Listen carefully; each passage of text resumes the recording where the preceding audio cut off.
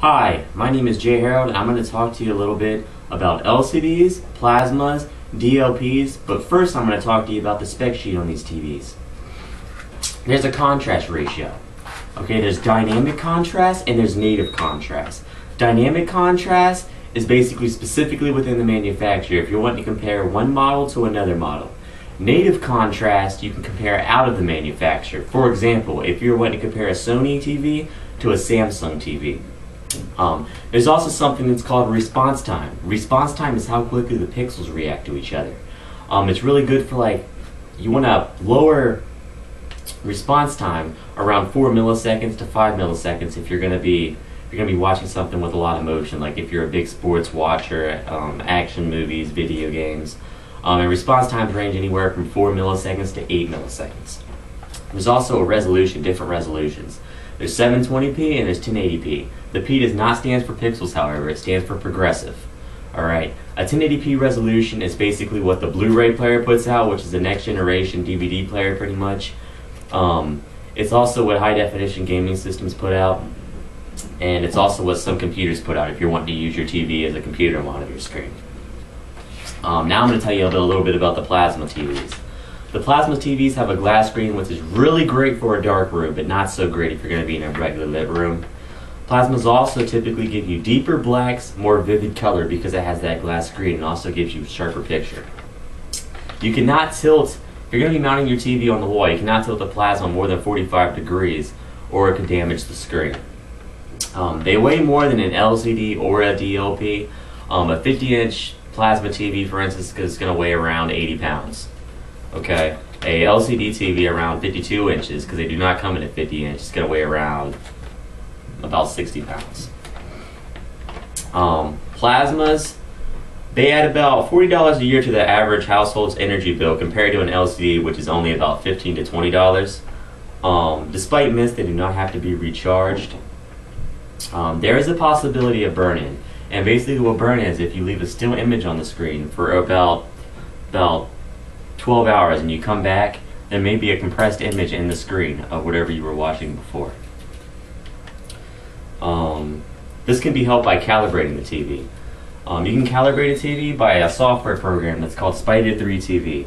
What that does is it goes through every single shade of color. It goes through the whites, it goes through the blacks, the greens, the blues, all of the natural colors, and then enhances that, but also drastically reduces energy costs.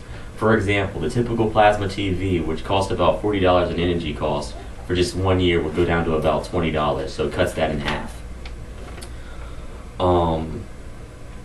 According to the Spider website, the price of the software to do that is around $200. It's $199.99. You can usually actually pay a professional to come out there for around $150 and they'll do it for you. The top manufacturers of plasma TVs are Panasonic and Pioneer. Now I'm going to tell you a little bit about an LCD TV. An LCD TV has an anti-glare screen, which is really good for a brightly lit room. The size ranges anywhere from a 15-inch to a 52-inch. They give you brighter, more realistic colors.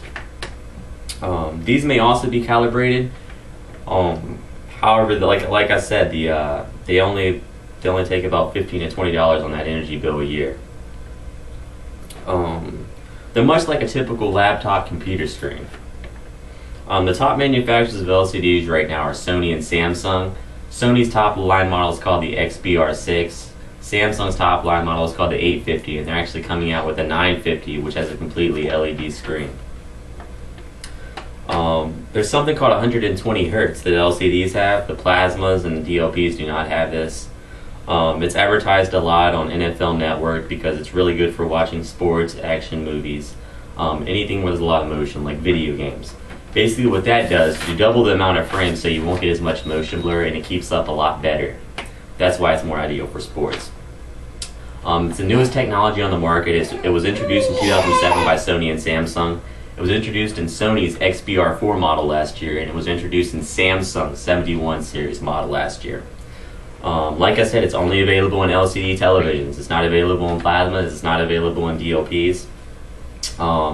Now lastly, I'm going to tell you about the DLP TV.